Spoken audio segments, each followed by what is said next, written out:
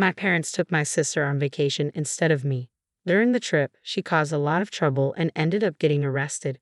Now my parents finally see what she's really like. I, 23F, have a younger sister, Lisa, 18F, who I believe is truly awful. I've tried to convince my parents of this for years, but they never believed me, until now. For context, my relationship with my parents has always been strained, mostly because of Lisa. My parents adore her because my mom had a miscarriage before Lisa was born, which deeply affected her. When Lisa came along a few years later, they saw her as a miracle child who brought them hope and joy after their loss. They gave her all their love and attention, making her the center of our family's world. When we were kids, I loved my younger sister, Lisa. But over time, I realized she had a knack for manipulation that no one else in the family seemed to notice. She was great at twisting stories to her advantage and playing the victim. On my birthday once, I received an amazing antique pocket watch from our grandparents. It was a family heirloom, and I was thrilled. Lisa was clearly jealous and kept asking to share it. I said no because it was my birthday gift. She tried to convince our parents, but since it was from our grandparents, they couldn't help her.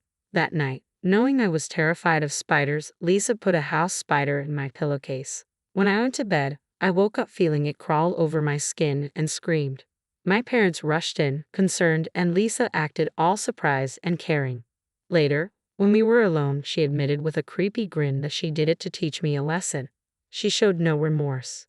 Another time, I had a crush on my classmate Mark and finally invited him over to watch a movie. I was excited and dressed up to impress him, but when Mark arrived, Lisa deliberately spilled juice all over my dress and laughed. I was mortified and had to change, trying to hide my embarrassment.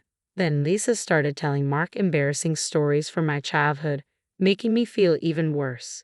She didn't leave us alone the entire time we watched the movie. As Mark was leaving, Lisa smirked and told him he could do much better than me. Mark, uncomfortable the whole time, left in a hurry. I couldn't believe how cruel and cunning my sister could be. Over the years, I told my parents about Lisa's behavior many times, but they always brushed it off as her just being young. They couldn't see her true nature. Whenever I spoke up, they saw me as the problem, so I eventually stopped.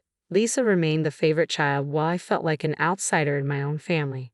I focused on my studies and got into a good college, giving me a chance to move out and have a better life.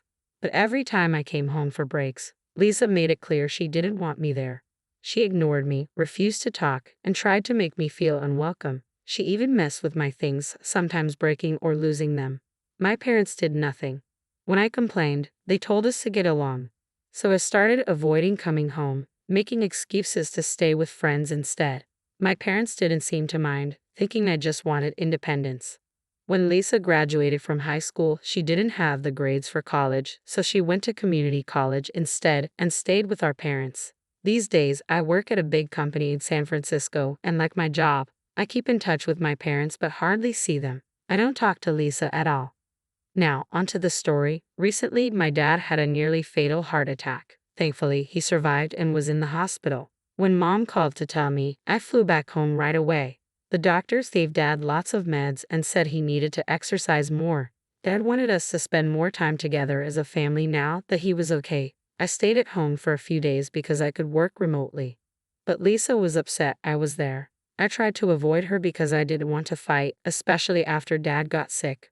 One morning at breakfast, Dad suggested we all go on a family vacation since it had been a while. I wasn't sure at first, but I agreed for Dad's sake. Lisa didn't like the idea, but she had to go. Dad sorted out all the details, and I took time off work to be with them. When we got to the airport, I found out my flight ticket was canceled. Dad insisted he'd booked and paid for it, but when we checked, only my ticket was canceled. I looked at Lisa, and she had a sly smile, like she always did when she got away with something sneaky. I realized she must have canceled my ticket, maybe from Dad's computer. I yelled at her, but she just smiled back. I told Mom and Dad it was Lisa, but Mom said she wouldn't do that. Dad said it could be a mistake. I was so frustrated they couldn't see Lisa's true colors. I couldn't do anything. My ticket was canceled, and there were no more flights that day. I could fly the next day, but I didn't want to go alone. This was supposed to be a family trip. Plus, I didn't want to share a room with Lisa if she was still up to her old tricks. As I stood there, contemplating what other tricks Lisa might have up her sleeve to ruin my trip, Dad suggested they could all go back home and plan a new trip later. But then he started talking about how long it had been since they went on a vacation. Mom agreed, saying I travel a lot for work, so I wouldn't miss much. Their words stung. It felt like they wanted me to give up on going with them. I said they could continue without me, and they agreed too easily. It hurt that they didn't care if I joined them or not. It seemed like they were okay with being just the three of them on this family vacation. So, I found myself alone at the airport as they left for their trip. I decided to go back to San Francisco, not wanting to spend another day alone in our family house. I tried to forget about the incident and enjoyed the rest of my time off. I caught up with friends and lost myself in books, turning my break into a solo staycation. During their trip, my parents would video call me sometimes, and I could see how much fun they were having without me. It was like my absence didn't matter. While I wasn't devastated about missing the vacation, I felt left out. It reminded me of the favoritism in our family. I hoped one day they'd see through Lisa's facade, and it seemed like my wish finally came true. Waking up to missed calls from my mom filled me with dread. I called back immediately, fearing Dad's health had worsened. Thankfully, Mom answered, sounding distraught. She explained something deeply troubling had happened. Dad's heart medications were disappearing, and they couldn't find them anywhere in their room. They were in a foreign country, unsure if they could get the same meds there.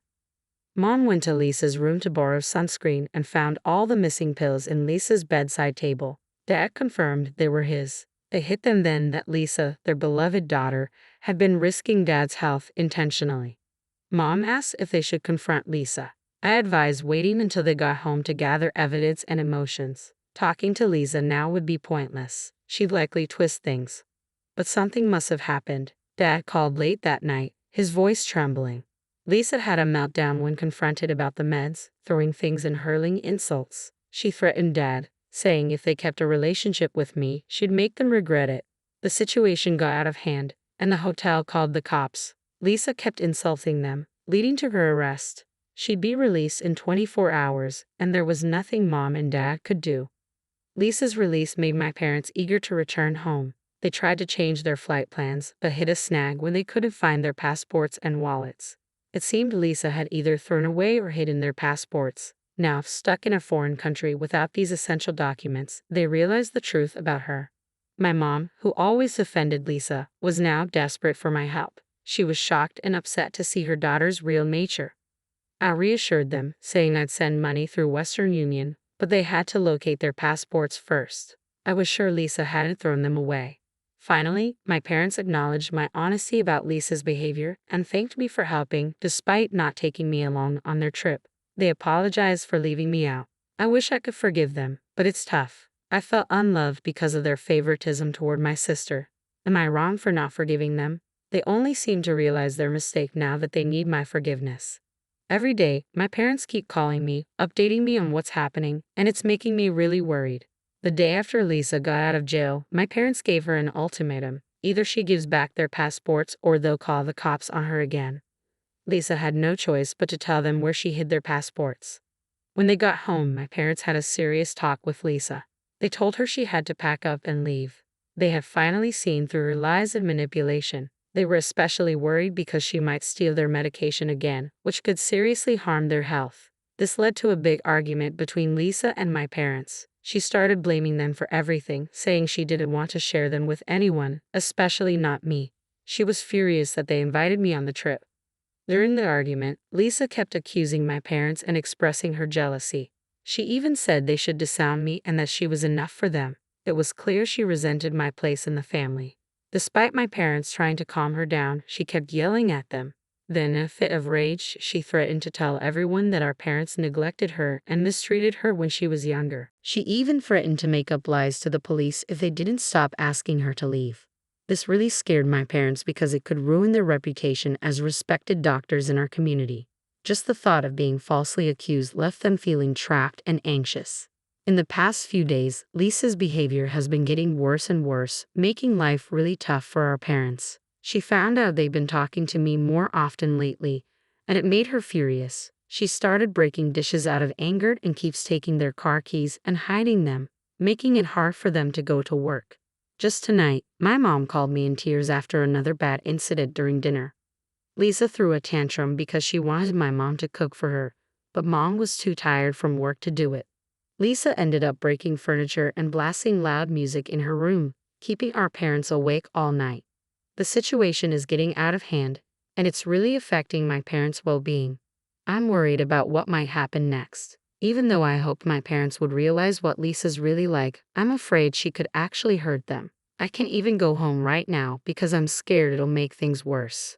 I'm trying to convince my parents to talk to a lawyer so we can find a permanent solution to this mess. Going through legal channels seems like the best way to protect my parents and bring peace back to our family. Lisa's situation has escalated, and she's been arrested. Sadly, it wasn't a surprise considering her behavior lately. During a heated argument, she even threatened our parents with a knife, which forced them to call the police. The officers took quick action and arrested her for assault. With Lisa in custody, our parents knew they needed a long-term solution. They sought advice from a lawyer who helped them understand the legal process for evicting her from their home. They went ahead and formally served her with an eviction notice, stating that she had to leave. They didn't want to pursue further legal action against her. They just wanted her out of the house for everyone's safety. After bailing her out of jail, they handed her the eviction notice, which explained why she had to leave and when she needed to move out. They made sure everything was done correctly so Lisa couldn't dispute it. After serving the eviction notice, my parents, along with their lawyer, went to court to start the eviction process. It meant taking legal action against Lisa, which was really tough for them. They felt sad, guilty, and like they had no other choice. Eventually, the court issued an official order stating that Lisa had to leave the house. If she didn't leave voluntarily, they had the legal right to remove her from the property. Lisa will be out by next week. This whole ordeal has been really hard on my parents, but they can finally see a light at the end of the tunnel.